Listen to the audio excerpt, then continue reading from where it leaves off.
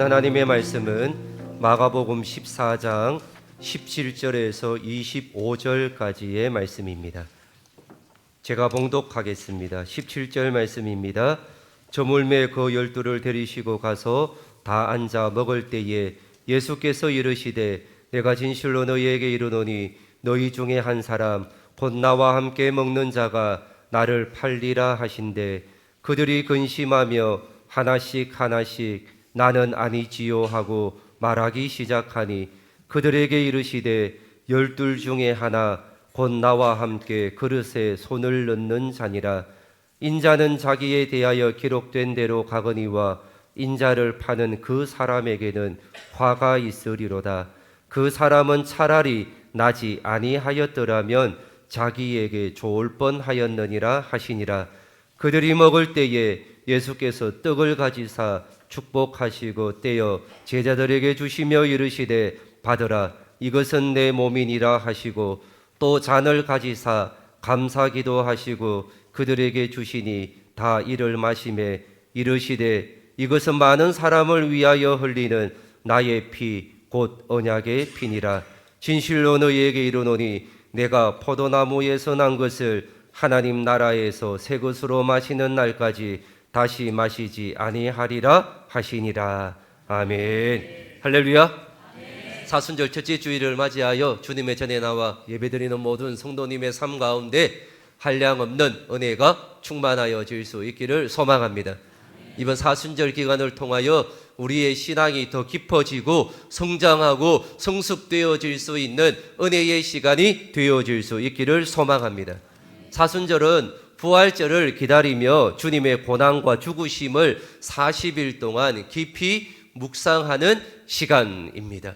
지난주 수요일에도 잠깐 언급하였지만 중요하기에 한 번 더 사순절과 부활절에 대한 의미를 한번 되새겨 보도록 하겠습니다. 여러분, 사순절은 40일입니다. 부활절 전 40일을 말하고 있습니다. 이 40일에는 주일은 포함되지 않습니다. 주일이 포함되지 않는 이유는 주일은 작은 부활절이기 때문입니다. 그래서 우리 안에 있는 52주의 이 매주에 드리는 주일 예배는 부활의 기쁨, 산소망, 축제, 은혜가 가득해야 될 줄 믿습니다. 그 의미가 바로 거기에 있는 것이죠. 주일을 빼게 되니까 항상 사순절이 시작되어지는 요일은 수요일이 되어지게 됩니다. 그래서 이 수요일을 죄의 수요일이라고 부르게 됩니다.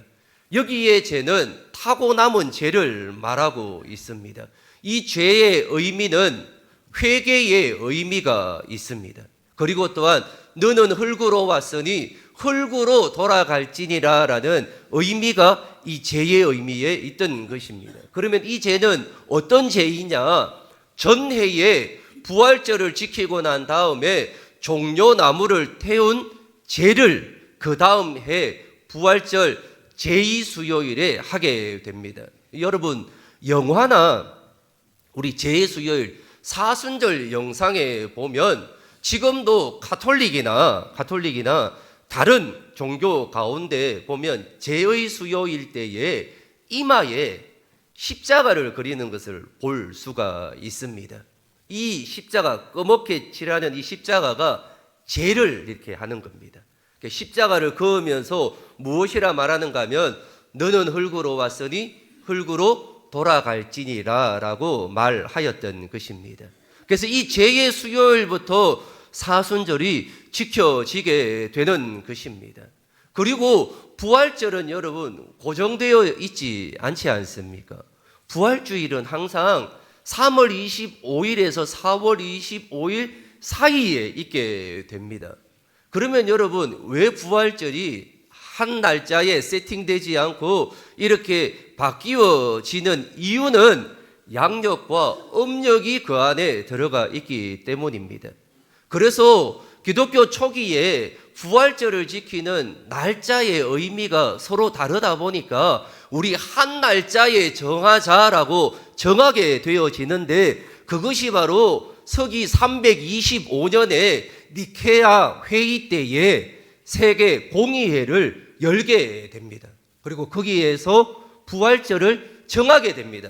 그럼 언제 정하냐라고 했을 때에 춘분이라는 날짜를 기점으로 하여서 춘분이 지난 만월이 되는 이날을 지난 첫 주일을 우리가 부활주일로 지키자라고 정하였던 것입니다.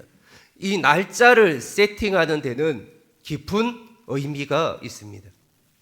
여러분, 왜 춘분을 정했는가 하면 춘분은 낮과 밤의 길이가 같은 날이라고 했습니다. 춘분이 지나고 나면 낮의 길이는 길어지게 되고 밤의 길이는 짧아지게 되는 것입니다. 여기에는 영적 의미가 있다고 했습니다. 어둠의 권세를 이기신 예수 그리스도를 의미하는 것입니다. 그리고 이 춘분이 지났습니다. 그리고 무엇이 지나야 됩니까? 보름이 지나야 됩니다. 만월이 무엇입니까? 보름이지 않습니까? 그러면 왜 보름이냐라고 했을 때에 유대교의 절기는 음력을 지냈던 것입니다. 그리고 이 음력 보름이 어떤 날인가 하면 유월절이었습니다. 그래서 유월절이라는 개념, 유대교가 지킨 음력의 이 보름, 부활주일이 언제 있었는가 하면 이 유월절 안에 있었던 것이지요. 그래서 춘분이라는 양력의 개념과 함께 보름이라는 음력의 영적 의미를 담아서 그 다음 주 첫 주일이 부활절로 지키자라고 하였던 것입니다. 사랑하는 성도님, 우리가 이 사순절을 지키고 오늘 사순절 첫 주일을 보내게 됩니다.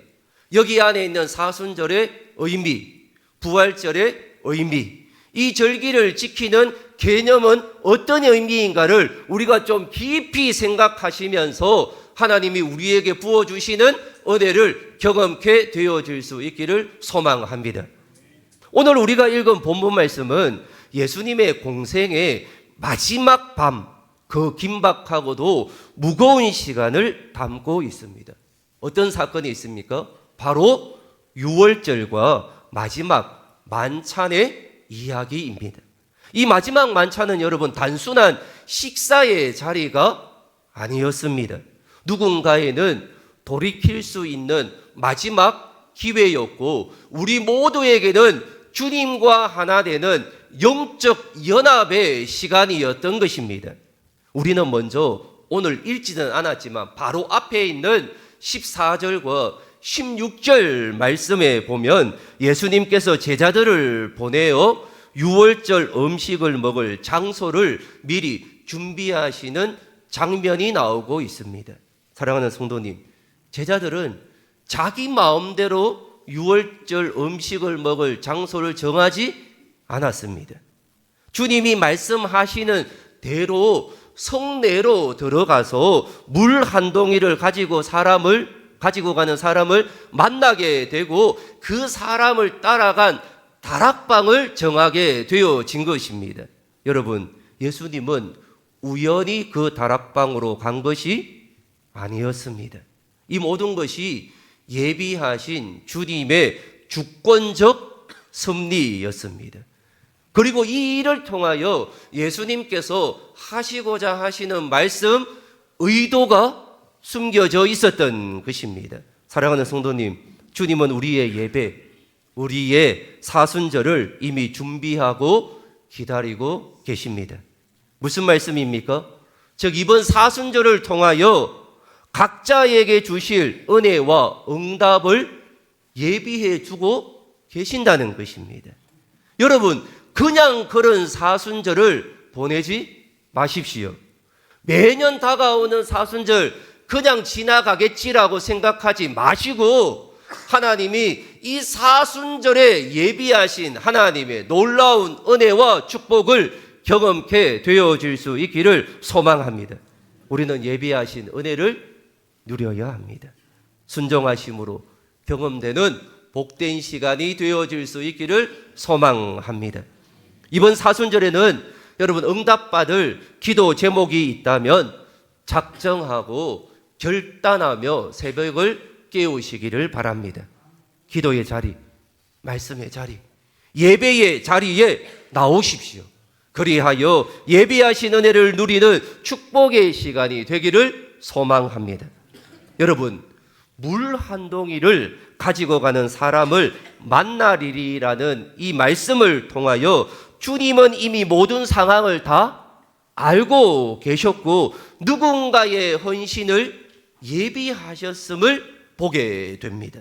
사랑하는 성도님, 사순절은 주님이 우리를 위해 모든 것을 준비하셨음을 신뢰하는 기간입니다. 그리고 이 모든 일들이 우연히 된 것이 아니라 하나님의 섭리하심과 계획하심 가운데 일어난 일들임을 신뢰해야 됩니다.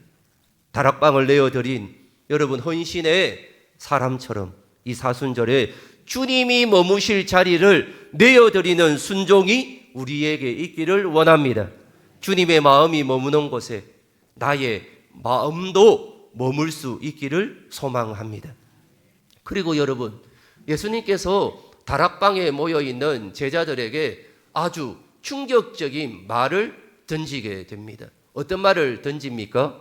너희 중에 한 사람이 나를 팔 것이다 라는 말을 던지게 됩니다. 심지어 그는 어떤 사람이라고 말합니까? 나와 함께 먹는 사람이다. 나와 그와 함께 그릇에 손을 넣은 자이다 라고 말씀하십니다. 여러분, 당시 유대 사회에서는 함께 떡을 먹는 것은 깊은 신뢰와 생명의 공동체를 나누는 의미가 있습니다. 그러니까 한 가족처럼 그런 신뢰와 깊은 관계 속에 있었던 것입니다. 그런 사람에게 예수님은 배반을 당하셨던 것입니다. 예수님의 이 말씀에 그들이 근심하여 하나씩 나오면서 무엇이라 말합니까? 나는 아니지요 라고 말하기 시작합니다. 여러분, 자신이 확실히 아니라면 예수님께 무엇이라 말하여야 됩니까? 나는 아닙니다. 확실히 대답할 수 있어야 합니다. 사실 여러분, 오늘 이 말씀은 유다에게 주시는 또 한 번의 기회를 말씀하신 것입니다. 여러분, 어떤 기회입니까? 돌이킬 기회입니다. 회개할 기회입니다.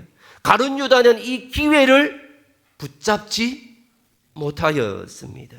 사랑하는 성도님, 하나님은 우리를 막다른 골목으로 몰아가지 않습니다. 낭떠러지에 세우지 않습니다. 하나님은 절대로 그렇게 하지 않습니다. 하나님은 우리에게 기회를 주십니다. 말씀을 하십니다. 깨닫기를 원하십니다. 그래서 하나님이 우리에게 갑작스럽게 그런 일들을 주시지 않는다라는 걸 여러분 신뢰하셔야 합니다. 여러분, 가룟 유다는 분명 예수님이 자신을 가르쳐 말씀하신 것을 알았을 것입니다. 그럼에도 불구하고 가룟 유다는 예수님의 경고를 무시하게 됩니다. 사랑하는 성도님, 이러한 경고를 잘 캐치해내는 것이 바로 깨어있는 신앙입니다. 복받는 비결입니다. 여러분, 이번 이 사순절이 나에게 돌이킬 기회가 되게 해달라고, 하나님께로 돌아오는 시간이 되게 해달라고, 나의 신앙을 다시 한 번 더 점검하는 은혜의 시간이 되게 해달라고 간절히 기도하며 나아가는 축복의 시간이 되어줄 수 있기를 원합니다. 하나님은 그것을 지금 우리에게 원하고 있습니다. 너에게 내가 기회를 줄 것이다. 너의 신앙을 한 번 더 점검해 보아라라고 우리에게 이런 귀한 시간을 허락하신 것입니다. 사랑하는 성도님, 우리는 때로 말씀을 읽거나 들을 때에 양심의 가책을 느낍니다. 여러분, 그것은 하나님의 경고의 메시지입니다. 이러한 경고의 말씀이 들릴 때에 중요한 것은 그것을 깨닫고 돌이키는 것입니다. 그 자리에 멈추어 있으면 안 됩니다. 그 말씀을 무시해서도 안 되는 것입니다. 신앙생활은 하나님을 향한 돌이킴에서 시작되어집니다. 그리고 그 돌이킴은 회개와 믿음을 동반하는 것입니다. 사랑하는 성도님, 죄를 죄로 인식하지 못하거나 하나님께로 돌이킬 기회를 놓치는 사람이 가장 불행한 사람입니다. 이것을 오늘 가룟 유다를 통하여 말씀하고 경고하고 있습니다. 그래서 예수님은 너무나 안타까워서 가룟 유다를 향하여 어떤 말씀을 하십니까? 차라리 나지 아니하였더라면 자기에게 좋을 뻔하였도다라고까지 하였던 것입니다. 사랑하는 성도님, 예수님께서 기회를 주심에도 불구하고 가룟 유다는 돌이키지 않았습니다. 가룟 유다처럼 끝까지 자신의 생각과 고집을 포기하지 못하면 결국 주님을 저버리는 자가 되고 맙니다. 여러분, 우리도 언제든지 이럴 수 있습니다. 말씀을 듣는 길을 그래서 여러분 닫으시면 안 됩니다. 세상 소리에 집중하지 마십시오. 영적으로 깨어있고 민감하여질 수 있기를 소망합니다. 여러분, 돌이킬 기회를 주실 때에 자기 생각과 고집을 내려놓고 겸손히 주님께로 돌이켜 하나님께 순종함으로 말미암아 칭찬 듣는 칭찬받는 믿음의 그리스도인이 되어줄 수 있기를 원합니다. 그리고 드디어 예수님은 제자들과 유월절을 지키면서 마지막 만찬을 가지십니다. 사랑하는 성도님, 예수님은 고난당하시고 십자가에 달려 죽으실 것을 미리 아셨습니다. 그러나 주님은 고난의 길을 피하지 않았습니다. 친히 그 길을 준비하셨습니다. 그리고 그 길을 어떻게 합니까? 묵묵히 걸어가셨습니다. 또한 제자들에게도 그 길에 말씀하시면서 나와 함께 가자라고 권유하셨습니다. 이번 이 사순절 우리도 묵묵히 신앙의 길을 걸어가시기를 바랍니다. 주님의 부르심에 순종하는 시간이 되기를 소망합니다. 여러분, 이스라엘 백성들이 출애굽할 때에 10가지 재앙을 경험하였습니다. 여러분, 마지막 재앙이 바로 장자의 죽음이었습니다. 장자의 죽음에서 여러분, 이스라엘은 어떻게 죽음을 피하게 되었습니까? 어린 양의 피를 문서주에 발라 피하게 되었던 것입니다. 무엇이 죽음을 넘어가게 하였습니까? 유월절 어린 양의 보혈의 피로 말미암아 넘어가게 되었던 것입니다. 사랑하는 성도님, 우리 앞에 놓인 수많은 죽을 것 같은 상황들, 고난과 역경, 여러분 어떻게 넘길 수 있습니까? 보혈의 능력 외에는 없는 줄 믿습니다. 예수님 외에는 길이 없는 줄 믿습니다. 오직 예수입니다. 여러분, 이것을 기념하는 절기가 바로 유월절입니다. 이제 예수님은 스스로가 유월절 어린 양의 피가 되셔서 자신의 살과 피를 우리에게 나누어 주십니다. 이것을 직접 어떻게 합니까? 성찬식을 제자들과 함께 거행하였던 것입니다. 그리고 예수님은 만찬의 자리에서 떡을 가지고 축복하십니다. 그리고 제자들에게 무엇이라 말합니까? 받으라, 먹으라. 이것은 내 몸이니라고 하시며 나누어 주었습니다. 사랑하는 성도님, 예수님은 떡을 어떻게 주셨습니까? 떼어 주셨습니다. 이 떼어라는 원문을 들어가 보니까 뜻이 찢다라는 의미입니다. 찢기지 않고서는 나누어 줄 수가 없습니다. 마찬가지로 주님의 몸이 십자가에서 찢기심으로 우리가 그 생명을 나누어 갖게 되었습니다. 우리가 이 떡을 먹는다라는 것은 주님의 생명이 내 안에 들어와 나와 주님이 신비로운 연합을 이룬다는 뜻입니다.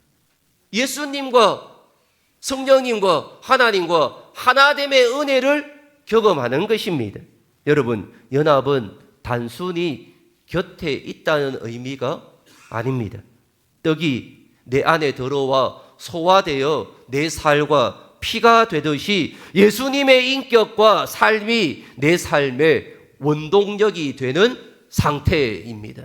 여러분, 그래서 그분의 인격이 나의 인격이 되고 예수님의 삶이 나의 삶이 되어서 예수님을 전적으로 쫓아가는 삶, 예수님을 닮아가는 삶, 그것이 바로 연합의 의미였던 것입니다.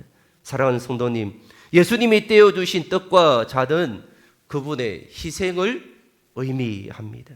우리는 그 희생 덕분에 생명을 얻게 되었습니다. 그렇게 여러분, 이 사순절 기간에 나를 위해 지으신 살과 흘리신 피를 묵상하시면서 예수님을 닮아가는 감사하는 시간으로 보내실 수 있기를 소망합니다. 그리고 여러분, 이 사랑을 흘려 보내야 합니다. 그래서 그 작은 사랑의 표현으로 우리에게 사순절에 하는 것이 있습니다. 무엇입니까? 하루 사랑의 1,000원 헌금을 저희가 진행하고 있습니다. 이 사순절 이 40일을 지키면서 적지만은 우리가 드리워진 이 사랑의 1,000원 헌금으로 말미암아 어디로 흘러가는가 하면 선교지로 흘러가게 된다는 것입니다. 사랑하는 성도님, 이 은혜가, 이 사랑이, 이 실천이 올 이 사순절 가운데 우리에게 있기를 소망합니다. 예수님은 제자들과의 마지막 만찬에서 주의 몸을 먹고 피를 마시게 했습니다. 그것은 새로운 공동체의 탄생을 의미합니다. 사랑하는 성도님, 우리가 몸담고 있는 사랑선교교회 공동체는 주님이 세우신 공동체입니다. 그렇기에 주님의 제자로서 공동체의 일원으로서 주님이 원하시는 일에 앞장서는 성도님이 되시기를 소망합니다. 특별히 이번 사순절에 나를 위하여 예비하신 하나님의 놀라운 은혜를 마음껏 누리시기를 소망합니다. 주님께로 돌아가는 기회를 붙잡으십시오. 그리고 하나님의 사랑을 흘려보내는 은혜의 시간이 되어줄 수 있기를 소망합니다. 그리하여서 매년 그냥 보내는 사순절이 아니라 나에게 깊이 다가오고 나의 신앙이 성장되어지고 성숙되어질 수 있는 축복의 시간이 되어질 수 있기를 축원합니다. 기도하겠습니다. 하나님